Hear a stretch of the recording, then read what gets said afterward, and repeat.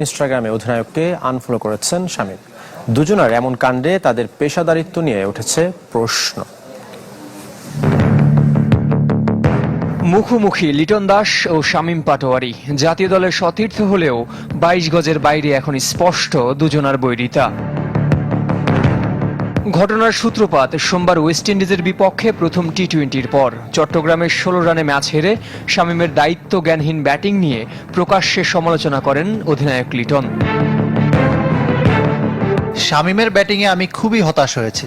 সে যেভাবে ব্যাটিং করেছে তাকে আরও চিন্তা করতে হবে। প্রতিবার উইকেটে গিয়েই আপনি উপভোগ করতে পারবেন না, কখনো কখনো দায়িত্বও নিতে হবে, তার এটা করতে হবে। অধিনায়কের কড়া মন্তব্য অবশ্য ভালোভাবে নেননি শামীম পাটোয়ারি। ম্যাচ শেষেই ইনস্টাগ্রামে আনফলো করেন লিটনকে। যদিও সাম্প্রতিক পারফরম্যান্স কথা বলছে তার বিপক্ষে।